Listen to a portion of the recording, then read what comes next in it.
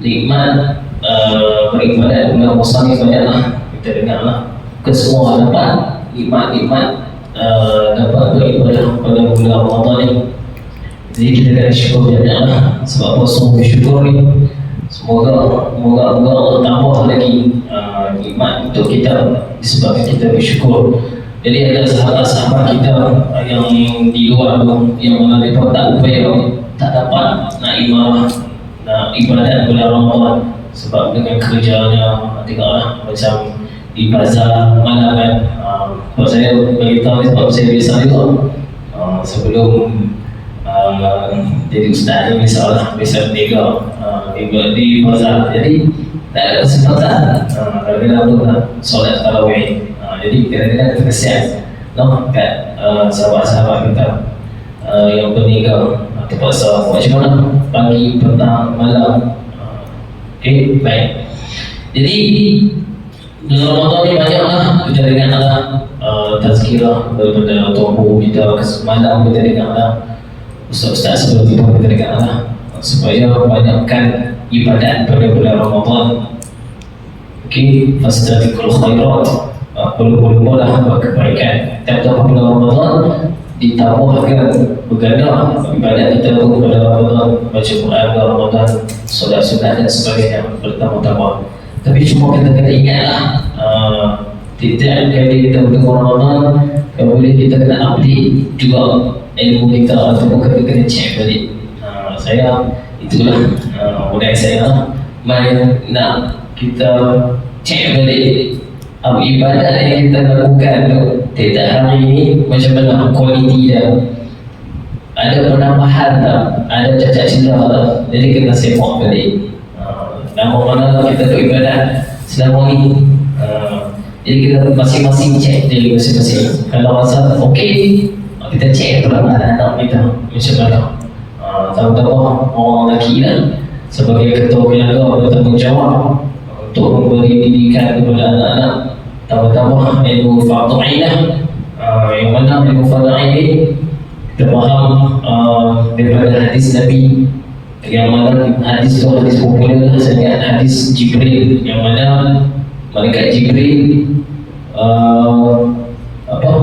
berubah manusia pada tuan bumi ni, dia menyamar sebagai manusia, jadi datang kepada majlis ilmu Rasulullah, yang mana Rasulullah dulu buat pengajian macam kita ni kan, duduk, buat lingkup. Jadi malaikat Jibril berubah manusia masuk dalam majlis ilmu Rasulullah tu. Lepas tu tahu ni direct main duduk dengan Rasulullah. Jadi hadis ni hadis Sayyidina Umar, tak silap kan?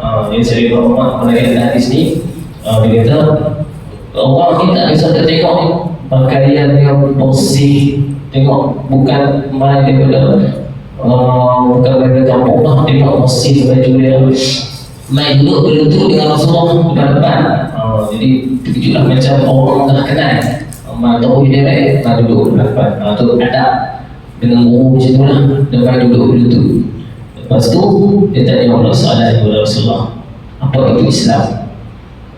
Lepas tu Rasulullah cakap lah, Islam tu adalah maksudnya kita faham kalau Islam tu lah mengucap dua kalimah syahadah, itulah solat, waktu zakat, puasa dan sebagainya. Okey, lepas tu mereka tanya Allah, apa itu iman? Lepas Rasulullah jawab tentang Islam itu apa, mereka kata betul. Jadi yang para sahabat ni dia tanya, dia kata betul. Jadi pelik. Jadi sahabat dia tanya.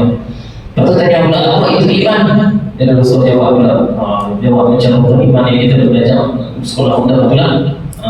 Iman tu pada percaya kepada Allah, percaya kepada malaikat, kitab, rasul, qadar dan sebagainya. Mereka selesai. Mereka kata ya betul. Untuk mereka tanya pula, apa itu ihsan? Tanya pula. Itu Rasulullah jawab lah sekian-sekian, ya betul. Dia kalau terkejut, tanya dia kata betul. Siapa heran. Macam adalah soalan yang keempat tu tentang hari kiamat tu. Mereka tanya tentang hari kiamat. Bila lepas tu Rasulullah jawab, orang yang tanya dan Allah lebih mengetahui. Itu B, negatif. Jadi bila habis negatif baru Rasulullah jawab beritahuan malaikat Jibril nak ajak kamu tentang Islam. Macam itulah. Jadi kita boleh nampak ilmu fadha'in ni ada yang kena 3, ada yang kena 4, termasuk dengan ilmu dibagi ilmu tahawulan, ilmu tentang hikmat juga ada yang ulama kata ilmu fadha'in. Jadi tak apalah, kita ambil yang 3 dulu lah, yang berkaitan dengan ibadat seharian kita. Ilmu yang berkaitan dengan iman dulu. Ini ulama gariskan ilmu yang paling penting. Yang pertama sekali kita belajar ilmu tauhid, kita panggil ilmu tauhid. Jadi itu adalah semua balik kefahaman kita tauhid itu macam mana. Sebab akhir zaman ni macam-macam lah telefon. Jadi penting lah ilmu tauhid ni, penting lah. Sebab itulah sebagai petanda aras penerimaan ibadat solat kita. Itulah kita solat, kita semua siapa? Allah, tapi tak kenal Allah tu apa dia? Tak kenal sifat-sifat dia. Itu bahaya. Jadi sebab tu ulama kata sifat 20 tu kena belajar dulu. Kenal dulu sifat 20 yang ulama susun, yang disusun oleh Imam Abu Hasan Asy'ari, Abu Mansur Al-Maturidi, dua tu mazhab tauhid itu yang penting kita kena belajar. Jadi cek balik kefahaman kita, tanya diri sendiri apa kita faham dengan sifat 20. Paling basic orang semua belajar nak jadi umum, dah cukup ambil yang basic dia. Allah wujud. Apa bukti kata Allah wujud? Ada alam ini, ada kita, ada makhluk. Cukup ambil yang basic sudah. Tak ada apa sebab saya teringat ada biasa berlaku kat seorang pelajar Malaysia ni lah. Sekolah lama lah sekolah tengah. Tak saya macam cerita ni. Dia syabah tunggu nak balik ilmu sekolah lah. Dia ada berdiri nak naik bas juga lalu ke tepi dia. Jadi dia tanya apa berkaitan dengan soalan tauhid ni. Dia tanya Tuhan tu ada apa bukti kita ada. Jadi budak dia tak dijawab, perempuan. Dia tak dijawab, dia tunggu pinggang, dia tak boleh bagi. Jadi dia meragukan. Dia membuat budak ni jadi terpinggang-pinggang, jadi was-was. Betul ke Tuhan ada? Kenal tanya soalan dia tu dia dapat tadi. Jadi bahaya. Lepas tu berteri bagi ayam apa tak tahu. Mungkin itu bahaya besar kat sana. Kalau orang luar tak kenal bagi ayam, kena hati-hati. Dapat tembak orang yang sedap. Bila minum tu dia jadi macam blank. Tak ingat apa. Jadi hati-hati lah. Baik, dekat-dekat macam tu lah. Dan ni bahaya. Dan ni memang akhir zaman ni ujian akidah. Dia tanya soalan-soalan macam tu lah. Dengan etiknya, dengan faham Islam pun pecah 73 orang, macam-macam fahaman. Jadi sifat 20 ni atau ilmu tauhid ni adalah penyelamat akidah kita. Pertama macam contoh macam nak mati tu, saat sakaratul maut. Bila seseorang akan hadapi sakaratul maut, akan ada syaitan akan main waktu kita nak meninggal tu. Dia akan main berubah mak ayah kita lah. Kalau mak ayah kita meninggal, dia akan berubah mak ayah kita. Dia kata, ni ada sosok manusia, sosok tubuh badan yang akan main. Dia kata, ni lah Tuhan kamu, sebuah raja sangat sakaratul maut. Dia syaitan dia akan main.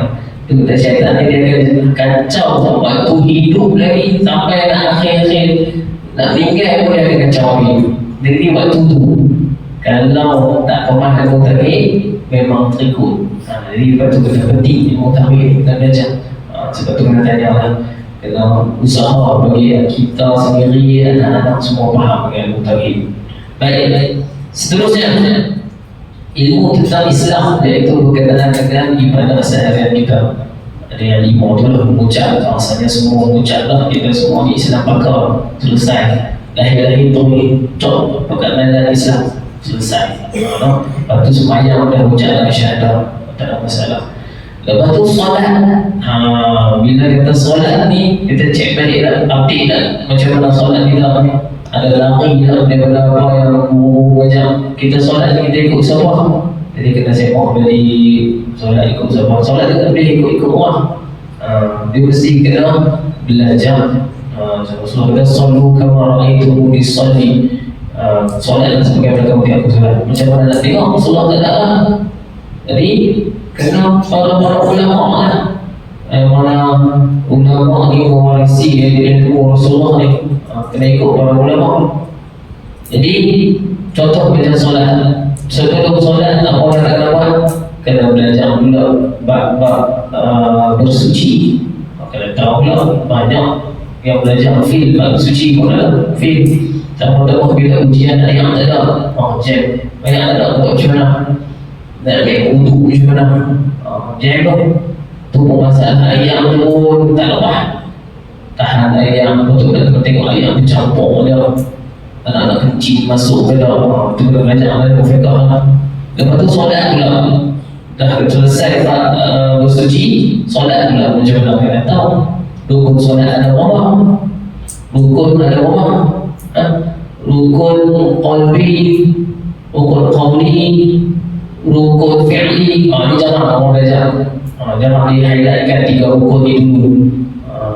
Berkenaan dengan hati nak bagi lintahnya, atau ada setengah fahaman yang tak payah niat lalu dalam hati. Masa kita kenal ada setengah kita ramai masuk surau tauhid sama sampai duduk Allah Akbar, tak ada nak duduk diri sempurna. Tu kena cek balik ya. Tu kena belajar. Jadi niat, lepas tu nak kena tengok rukun qawli yang mana nak kena pergi baca dekat telinga. Tu kena belajar satu-satu. Sebutan yang penting kita, siapa kata penting. Kalau baca sendiri tak ada guru dengar, dia sendiri yang kata penting. Jadi kena bagi guru dengar. Rukun qawli memang kena bagi guru dengar. Kalau rukun fi'li boleh lagi nak ikut-ikut ustaz. Diri dia kata okey, angkat takbir begini, rukuk begini, kena bagi sama sujud kena tak, okey boleh tengok, boleh ikut sebiji. Kalau rukun qawli nak sebut sebiji macam umum agak sukar. Kecuali bila umum penting. Kadang-kadang dia baca, dia rasa dia ikut penting dan umum baca. Umumnya dia baca lain. Itu banyak saya jumpa. Macam saya baca Quran di masjid, ramai baca, pakai ikut. Jadi bila saya baca, dengar dia ikut dan dekat dia baca lain. Kita dengar, dia tak dengar, kita tak pandang dia pandang. Macam mana dia boleh dia kata dia ikut kita. Umumnya dia tak sedar, dia melakukan kesalahan. Baik, betul saya tahu rukun qawli ni saya bisa tengok di masjid kan saya lupa. Bila baca, kita baca Fatihah ni misalnya, baca Fatihah nak pergi dekat telinga. Jadi dia sembahyang sebab kita, dia kata ambil sembahyang tu dia tengok. Ni nanti bila dia ni baca yang bagi puas kan. Kalau dia jangan bunyi, dia dah ambil dalam hati Allah kejut. Rupanya, jadi kita pun tak apalah, okey. Kita mengalah. Jadi sayanglah memang kena kena tahu jadi imam tak bagi bunyi macam mana pakai mikrofon. Jadi orang yang terganggu bunyi tu baik banget kalau sembahyang terganggu ni, mana khusyuk pun tak ada dalam solat. Jadi kena hati-hati lah. Baik, dan seterusnya ilmu yang penting juga adalah ihsan. Ilmu ihsan tentang nilai akhlak dan tasawuf. Jadi ilmu akhlak ni penting juga lah untuk kita belajar. Sebab hasil daripada ibadat yang benar, yang sempurna, dia akan menghasilkan akhlak yang baik. Itu Islam pun tadi ada biasalah adab dan akhlak kita. Kalau ikut adab, orang Jepun pun ada adab dan ikut Islam. Kan kita terkenal dengan orang Jepun dan dengan budak-budak dia pergi bila lintas jalan, naik pergi jalan di corner berarti dia duduk terima kasih. Adab memang dalam teri dan sebagainya, atau adab akhlak tu lain pula. Akhlak tu hanya ada pada dalam Islam ya. Bila kita lakukan ibadat dengan sempurna, insya-Allah akhlak itu tu otomatik akan jadi akhlak yang baik. Itu. Jadi kita buat dengan sempurna. Baik. Seterusnya, ilmu ni memang kita ketahui daripada para ulama. Ada dari Quran yang Allah kata yarfa'illahu alladhina amanu minkum walladhina utul ilma darajat wallahu bima ta'maluna khabir. Allah meninggikan orang-orang yang beriman di kalangan kamu dan orang yang diberi ilmu beberapa darjat. Sungguhnya Allah mengetahui apa yang kamu lakukan. Jadi orang yang ada ilmu dia Allah tinggikan beberapa darjat. Jadi orang yang ada bakat, datuk ke sini minta maaf lah, datuk ke isteri ke sebagainya, tak boleh challenge lah bakat yang Allah bagi kepada orang yang ada ilmu, iaitu ulama lah. Memang tak ada challenge. Lepas tu lah, kalau kita berbeza politik dan sebagainya, cubalah hormat ulama. Cubalah. Kita tak setuju dengan susuk tubuh seseorang tu sebab berbeza politik dengan dia, boleh, tak ada masalah. Tapi cuma jangan celah, jangan fitnah dan sebagainya kepada ulama, sebab dia menyampaikan ilmu dari ulama, agama Allah tu, yang disampaikan daripada Nabi tu.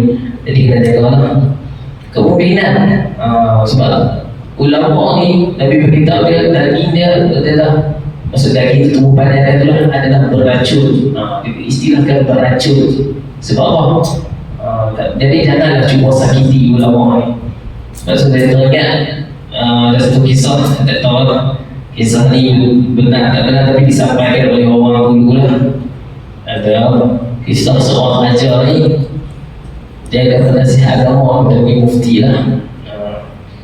Jadi mufti ni ataupun penasihat agama ni tegur si raja ni. Dia memang tugas mufti ataupun penasihat agama, dia kena tegur lah apa yang dia nampak salah. Tengok pakai benda, pakai gelang, kita semua sedang. Jadi dia kata raja ni bila dia tegur, dia tahu tampak muka ulama ni ataupun penasihat agama ni. Itu saya kata. Jadi apa berlaku? Yang kata dia kata tangan si raja ni dia jadi macam Parkinson, ketat. Tangan ketat. Jadi dia bawa pergi berubat di banyak tempat, tak sembuh-sembuh. Rupanya last kali akhirnya jumpa balik dekat ulama yang dia sepak ni, minta buat ubat doa, minta maaf balik. Barulah dia elok tangan dia. Tu hati-hati tu. Dengan ulama yang nak komen kata tak boleh, kita tahu. Jadi pergi buat tubuh badan dia lagi lah. Macam tu dok dengar cerita pasal ni nak kata si politik almarhum Ustaz Ibrahim Nibiar yang meninggal kan, syahid katanya, serta ada syahid yang ada operasi besar-besaran di rumah dia tu, ada langkah pintu rumah dia dan tembok dan sebagainya lah. Jadi yang memutuskan kata dia syahid tu, saya ingat lah Tok Pondok cerita. Jadi semua dia kata tak syahid, ada macam tu lah, misalnya dia berkaitan politik ni. Jadi semua yang kata dia tak syahid, dia kata kami Ustaz ni lah yang pondok kata kami yakin kata dia syahid, syahidul akhirat. Hampa tak yang tak percaya, apa korang yang dah tengok, nak tahu tak syahid, korang kami yakin lah. Jadi dia pergi jumpa apa nama almarhum Tungu Muhammad Sudi di pondok macam semua mufti-mufti kabinet pondok buka kitab saya tunjuk. Memang sah kata Ustaz Ibrahim, Allah yang Ustaz Ibrahim biar meninggal syahid sebab ada syarat-syarat yang boleh jadikan dia syahid. Jadi nak cerita kan, salah seorang anggota polis, saya ada orang cerita anggota polis yang diserang rumah dia tu. Lepas peristiwa tu dia jadi gila, dan sudah gila sampai akhir ya. Itu tu dia dengar dengan ulama ni yang nampak. Baik, lepas tu ada hadis pula diriwayatkan daripada Abu Hurairah. Qala Rasulullah sallallahu alaihi wasallam, "Inna Allah qala man 'ada li waliyan faqad adzantuhu bil harb." Rasulullah sallallahu alaihi wasallam berfirman, sesiapa yang memusuhi ataupun mengganggu waliku, maka aku telah menyatakan perang kepadanya. Jadi orang ada hadis Nabi kan pasal wali. Jadi wali ni dia adalah tingkatan wali itu, sultan, wali dan sebagainya. Wali ni dia akan ada sampai hari kiamat. Tinggal seorang, mati pula seorang. Itulah tugas dia. Tugas dia di bumi. Itu teringatlah cerita wali Allah yang dapat sumi mau meninggal itu ni atau apa. Dia amalan dia tu banyak Quran. Jadi orang faham Quran ni, insya-Allah boleh jadi wali. Itu amalan sebab Allah yang sumi lah, banyak baca Quran, banyak Musa. Itu amalannya. Jadi diangkat oleh Allah Taala jadi wali. Lepas tu ada satu lagi kisah sewali. Kisah ni tak tahu apa juga. Cerita pasal seorang wali yang namanya Abdul Rahman. Kisah ni di Yaman ke, tak silap. Dia pasang suami isteri lah. Dia dengan isteri dia hidup lama. Jadi isteri dia ada perangai suka boleh tengok, misalnya perempuan lumrah umpan sebagainya. Jadi banyak umur betul lah untuk dengar tiap. Jadi dia ni Abdul Rahman dia orang Sabah, dia senang tak lawan balik, senang. Sampai dah satu hari ni dia lama nak cerita ni duduk kena tiap. Sampai satu hari dia rasa duduk lama dengan tiap. Sehari ni rasa nak pergi duduk luar, nak khalwah, nak berkhalwah, nak bersendirian. Jadi dia kemah-kemah baik, pergi dah duduk di gunung Padang. Kemah baik dia pergi khalwah nak zikir. Itulah dah lama saya nak dekat meja ni cuma dia buat tahu lah. Jadi pergi duduk di gunung tu. Bila sampai di gunung tu dia jumpa ada orang lagi duduk dalam gunung tu. Jadi dia tak apa, boleh tak aku join khalwah sekali duduk berzikir. Dia dah boleh. Syaratnya kita buat bilik cari makanan. Nanti kena harian cari makanan, kena hari kami kena cari makanan dan sebagainya. Okey, dia setuju. Jadi bila sampai giliran dia buat doa. Dia buat doa minta Allah bagi makanan. Dia buat ni turun makanan roti tu dia cakap dua orang ni. Lepas tu dia pun tak tahu dia nak doa macam mana. Dia pun doa juga dapat makanan juga. Makanan dia lagi sedap daripada dua orang ni. Jadi dia pun terkejut lah. Dia jawab makanan dua orang ni lagi dahsyat, lagi sedap daripada ni. Jadi dia kata siapa yang hang doa tadi? Apa yang hang doa tadi? Dia kata lah, dia kata aku doa, aku tawassul dengan orang yang hamba doa. Siapa orang yang hamba doa? Lepas tu dia kata lah, kalau ni doa dengan seorang wali Allah yang namanya Abdul Rahman. Dia sebutlah nama dia Abdul Rahman. Tu aku dia dah. Dia pun terkejut. Dia pergi pun peluk cium lah, kami memang nak jumpa sangat. Lepas tu dia bertanya lah, apa amalan kamu ni Abdul Rahman, wali Allah ni? Kita pun tak ada amalan apa sangat pun, biasa-biasa je. Biasa-biasa lah, cuma tu lah selama ni aku banyak bersabar dengan bini aku dan sebagainya. Jadi dia kata, mungkin itu amalan yang boleh jadi Allah angkat kamu jadi wali. Dia pun tak boleh jadi. Dan jadi dia tak buat apa-apa di sini. Baik aku balik rumah, dengar bini aku kata, moga Allah angkat lagi darjat aku. Balik rumah dia, patah balik rumah. Sampai rumah, masa tu malam tu tutup pintu. Isteri dia kata, tidaklah. Dia senyum lah, tidaklah. Dia tahu lah, darjat dia Allah angkat disebabkan dia sabar dengan bini dia. Bini dia tidaklah. Dia pun senyum lah, tidaklah. Lepas tu esok lagi, bila dia buka pintu, masuk. Lepas tu bini dia kata, abang baru tahu sekarang ni abang jadi wali sebabkan saya kata. Sudah. Macam mana bini dia tahu? Pokoknya bini dia pun wali juga. Ni cerita dua orang wali sepasang suami isteri, tu. Jadi tak tahu. Okey, baik. Seterusnya, tu sudah bersama wali. Jadi kelebihan mengaji agama ni, saya ingat ada satu hadis daripada Imam Tabrani. Sayyidina Muawiyah kata, ya ayuhan nas innamal ilmu bitta'allum wal fiqhu bittafaqquh wa man yuridillahu khairan yufaqihu fid din wa innama yakhsha Allah min ibadihi al-ulama. Maksudnya pada hadis kena, wahai manusia, sesungguhnya ilmu itu bitta'allum, kena mengaji. Tak boleh ilmu tak nak dapat ilmu tak mengaji. Wal fiqhu bittafaqquh, dan nak dapatkan fiqh ni kena mengaji orang yang faqih. Dan wa man yuridillahu khairan, dan siapa yang Allah hendaki dapat kebaikan, Allah akan fahamkan dia. Faqihu fi din, Allah akan faham dia dengan agama. Wa inna ma yakhsha Allah min ibadihi, sesungguhnya yang takut akan Allah daripada hamba-Nya adalah ulama. Jadi yang takut akan Allah adalah ulama yang ada. Baik. Jadi apa keburukan kita tak mengaji ni? Ilmu fardhu ni, salah satunya kita takut ibadat Allah tak terima, itu salah satunya. Jadi hidup sementara kita hidup ni jangan kita husnuzan kan. Husnuzan tu dengan ibadat kita, maksudnya dan kita rasa selesa, Allah terima ibadat kita. Bagi kita rasa risau sikit, takut Allah tak terima. Jadi bila takut di situ, kita akan usaha mengaji lagi apa yang tak kenal, bacaan sebutan kita dalam buku qauli dan solat betul tak betul. Bila kali kita semak, betul lah kan, duk semayang 3 betul lah semayang tak nak orang semok. Jadi kalau semok pelik betul lah. Nak betul itu bukan sangat luar. Ambil masa ada yang ngaji saya surah Fatihah 7 betul, seminggu sekali ngaji 7 betul buat salah tu. Tapi ada peningkatan semua salah-salah kecil ya. Lepas tu kalau tak mengaji juga ilmu fadha'il ini boleh jadi kerosakan dan keruntuhan akhlak moral masyarakat sekarang ni. Kita tengok dalam soal agama baru ni lama tak baca soal agama, banyak baca agama lain set lagi.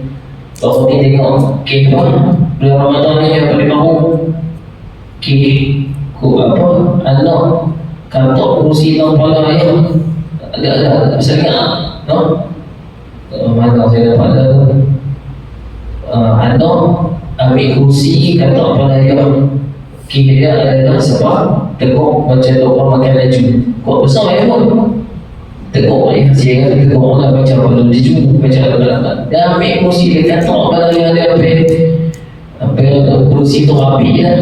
Jadi kita tengok anak-anak orang kalau tak ada ilmu fadha'il macam tu lah, dia tak menjadikan akhlak dia tu akhlak yang baik. Itu mesti ada silap tak mana dekat ibadah salat. Jadi adakah kita kat sini ni anak-anak kita berfokus dapat macam tu, yakin kan?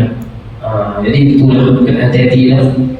Lepas tu ada lagi kan boleh macam ish tak gamuk lah, polis tahan wanita pukul ibu dengan penyapu telefon bimbit. Ni beritahu lawan tu terang sebab penyamaan macam tu lah. Sebab seorang teman lelaki dia keluar anak ketuk kepala ibu dekat Penang. Itulah, jadi tahu anak-anak jadi macam tu.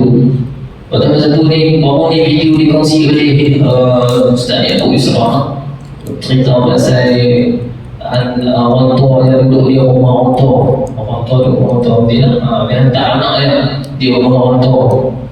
Anak-anak sebab orang duduk tu cerita dalam video tu lah, dia hantar berapa tahun lah. Lepas tu satu hari tu ada hari jadi mak dia tu habang lah, kata nak dijemput anak dia bulan Ramadan tak sedap. Jadi abang kata nak jemput yang si mak ni tunggu saya, abang kata nak buat besar nak ambil mak saya pukul 5 pagi. Saya takut doktor kata 5 petang sekali bawa anak baik yang siap awal apa. Dia takut mak dia takut anak-anak dia susah. Dia kata siap-siap pakai baju cantik-cantik, tunggu di luar di tempat ni lah, dia dekat orang tua tu, tunggu siap-siap 5 pagi nak sampai 5 petang. Lama mana? Tunggu ngapain betul seorang masuk dia tak mau. Lah kali tunggu-nya tak main. Sampai orang buka puasa dia tak buka puasa sampai pukul 8 tak buka puasa lagi, masuk dalam tidur letih. Masuk dalam tidur. Lepas tu esok pagi duduk tengah terang meninggal lah si ibu tu, meninggal. Dia kata sebab wahai depression tu, tekanan kecewa yang terlampau sangat tubuh anak dia. Itulah dengan anak-anak tu. No? Baik. Jadi apa penyelesaian kita supaya anak-anak tak jadi macam ni? Inilah kunci dia, ilmu fadha'il. Itulah yang nak berbentuk akhlak anak-anak kita. Ilmu fadha'il, ibadat kalau sempurna, tauhid kalau kemah, lepas tu akan membentuk akhlak yang baik. Itulah kunci dia. Baik. Lepas tu bila anak-anak dah kita hantar mengaji, yang pertama sebelum dia buat mengaji tauhid, fiqh apa semua, ada belajar tu juga kena ajar kat mereka. Ada belajar, bukan budak-budak dia contoh kena belajar ada ni. Ada saya tengok banyak feel lah belajar dalam sekarang, sama ada dari budak-budak ataupun orang tua. Saya tengok feel dia maksudnya dalam kelas tu lah, kelas banyak yang saya jumpa feel. Baik, jadi saya nak kongsi last satu cerita tentang su'adab dan guru seorang Habib daripada Yaman, nama Habib Abdullah, ayah daripada Habib Salim. Ada seorang pelajar dia alim, banyak ilmu. Seorang pelajar Habib Abdullah ni dia banyak ilmu, hafal Quran, syarah Quran dan macam-macam lah. Satu hari bila dia hafal, dia belajar Sampai masa dia rasa dia macam sama level dengan guru dia. Okey, sama level macam guru dia. Dan sampai masa dia rasa dia tak perlu hadir dalam majlis guru dia. Selama ni dia mengaji dengan guru dia dulu ada dalam majlis. Jadi sampai masa dia rasa sama ilmu tu mengaji dengan guru dia. Sampai satu hari dia dapat undangan pergi majlis taklim, majlis bagi tazkirah lah. Dari tazkirah. Tapi dia tinggal majlis guru dia. Tapi majlis ilmu yang orang jemput dari satu tempat. Okey. Jadi bila dia pergi tengah guru dia belajar di tempat yang biasa dia duduk ngaji tu, guru dia tak ada. Guru dia tanya mana si fulan ni? Dia kata si fulan tu pergi bagi tazkirah di mana anda? Bagi tazkirah di mana anda? Guru dia tak minta izin. Tak minta izin tu sebab tak ada apa tu. Tak minta izin. Dan ada satu ketika pun dia biasa panggil nama guru dia, panggil nama lah. Dia tak ada panggil Habib, dia tak panggil Ustaz. Dia panggil nama lah. Dia panggil Abdullah. Jadi guru dia terkejut. Dia panggil nama lah. Gitu. Jadi bila dia tak ada dalam majlis, guru dia tahu, dia tak minta izin. Tak apa. Dia kata, guru dia kata kalau macam tu, biar jasad dia saja yang pergi di tempat tu. Ilmu dia tinggal di sini. Jadi tak ada cerita bila si pelajar ni yang ilmu orang sanjung lah ni kat sana. Dia tadi ni seorang pelajar yang pintar, orang dah dekat jadi ulama kat sana. Masa dia mau sampai tu. Jadi sampai-sampai di tempat nak bagi tazkirah, bagi majlis ilmu tu. Yang mula-mula dengan muqaddimah, alhamdulillah dan sebagainya. Lepas tu dia nak mula dengan sesuatu tajuk pembahasan ilmu hilang. Dia pun heran, dia menangis. Dia kata, pergi mana ni ilmu ni? Masa waktu dia nak pergi tazkirah, dia tak tahu dia nak cakap apa. Dan sampai habis, masa dia tak ada berlaku dalam ilmu tu. Sampai situ dia. Dan akhirnya apa jadi dengan belajar tu, dia tukar tu. Dia pernah mengaji agama terus jadi menikah apa dah. Tukar menikah, macam tu lah. Sama lah. Satu kisah lagi kisah di Indonesia. Dia ceritakan ada seorang ustaz. Dia kata ada seorang nama Habib Hassan Baharul. Dan cerita pasal murid juga, pasal guru dengan murid juga. Jadi nak kena ambil iktibar saya faham ada pelajar-pelajar kita ni kena jagalah anak guru. Jadi dia ada seorang murid yang sangat dibanggakan oleh seorang guru ni. Sampai murid dia ni dia bukan cerdik dah, sampai dia pilih ngaji di luar buat PhD bidang doktor lah. Jadi satu masa belajar ni dia dah habis dah belajar PhD di luar.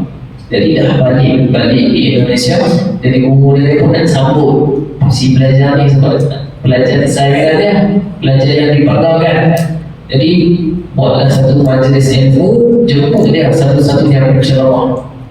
Mainlah dia. Dan guru dia ni main juga. Guru dia ni main sebagai tetamu juga kan. Main. Jadi yang jadi cerita dia, si pelajar ni dia buat tak tahu dengan guru dia ni. Tekuk pun tak, salam pun tak, dia pun tak tahu. Dia kan duduk di tempat ceramah ni, dia bagi tazkirah apa semua, guru dia dekat bawah buat tengok sambil dalam hati tu kecewa lah dan menangis. Guru dia menangis waktu tu. Lepas tu bila habis sampai dia bagi tazkirah, dia bagi pencerahan dan sebagainya, dia balik congek itu ya. Tak ada salam dengan guru balik itu. Jadi guru dia punya kecewa kan. Ada pemandu dia cerita masa guru dia tu dia belakang baru menangis. Guru dia menangis. Sampailah beberapa ketika lah, berapa lama saya tak ingat lah. Guru dia ni keluar di jalan-jalan di Malaysia tu. Sampai di satu traffic light macam mana ada orang ketuk sembilan. Dia buka-buka, dia tengok pelajar yang di parkar dia tu dijual tahu lah. Dijual tahu sambil pegang kayu macam mana. Dia nampak guru dia lari. Jadi guru dia pun ikan sampai jumpa dia. Guru dia tanya, apa dah jadi dengan kamu ni? Dulu kamu jadi orang terkenal kan, kalau ada orang pada guru lah. Dia beritahu lepas majlis yang dia buat tak kenal guru dia tu. Dia balik Lina. Makin hilang semua ilmu dia. Buka Quran tak boleh baca, hilang baca buku ilmu dia. Sebab kan dia punya buruk badan dengan buruk macam tu. Ya Allah, tarik ilmu dia macam tu. Jadi tu kena harap rasa. Jadi dia mau minta maaf lah kat guru dia, kata saya bercium-cium kaki. Okey, jadi walaupun guru dia maafkan, tapi guru Allah Ta'ala, Allah Alam lah. Okey, baik. Okey, jadi itulah kongsian saya tadi. Kena jagalah ada guru dan belajar ni tu dengan hormat guru dalam majlis ilmu, kena jaga juga. Okey, jadi banyak berlaku dalam majlis ilmu saya bila kita pergi tazkirah dan sebagainya ataupun pengajaran dalam kelas, kadang-kadang biasalah dalam kelas ada orang nak ngajar juga. Jadi itu lah kadang-kadang ada setengah guru dia pandang tu macam saya dengar Tok Ustaz Mutalib Ma'ruf bila dalam di masjid Ta'ala dia mengajar, kita di belakang ada orang tu semak apa kan lah kan, dia tu tekuk lah tu juga. Kita nak ngajar, dia nak ngajar, ada kat sini, ada video dalam rumah. Ustaz Mutalib Ma'ruf dia suruh jaga adab dalam majlis ilmu. Ada di surah saya, ada Allah saya tu bila dia nak mengajar masa hari Asyura, dia pada lebih besar di belakang tu kuali bunyi kutung petang. Dia kata dia main nak mengajar, bukan nak main makan buah Asyura. Dia tutup kitab makin belah. Tu majlis ilmu tu kena jaga lah. Macam tu.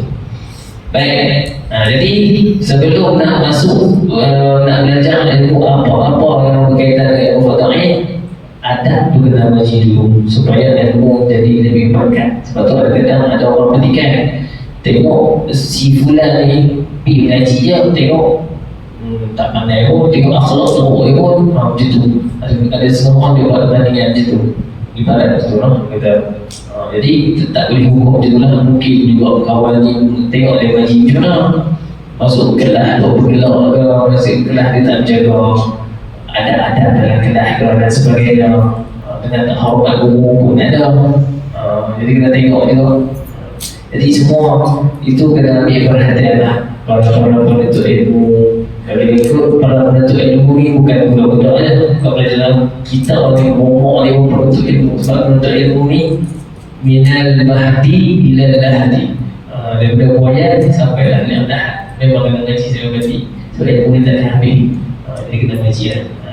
Baik, jadi itulah saya ingat sedikit muhasabah peringatan untuk diri saya sendiri juga lah. Dan saya pun masih lagi mencari. Okey. Baik, sampai situ dahulu. InsyaAllah lupa bila pada akan datang insyaAllah. Subhanallah wa bihamdika asyhadu an la ilaha illa anta astaghfiruka wa atubu ilaik. Bismillahirrahmanirrahim. Wal 'asr innal insana lafi khusr illa alladhina amanu wa 'amilus solihati wa tawassaw bil haqqi wa tawassaw bis sabr. Shadaqallahul 'azim. Bismillahirrahmanirrahim. اللهم أرنا الحق حقا وارزقنا اتباعه وأرنا الباطل باطلا وارزقنا اجتنابه. اللهم أعنا على ذكرك وشكرك وحسن عبادتك. ربنا دلنا على الصالحين من خلقك، دلنا على من يدلنا عليك. ربنا آتنا من لدنك رحمة وهيئ لنا من أمرنا رشدا. ربنا آتنا في الدنيا حسنة وفي الآخرة حسنة وقنا عذاب النار. وصلى الله على سيدنا محمد وعلى آله وصحبه وسلم. الحمد لله رب العالمين. السلام عليكم ورحمة الله وبركاته.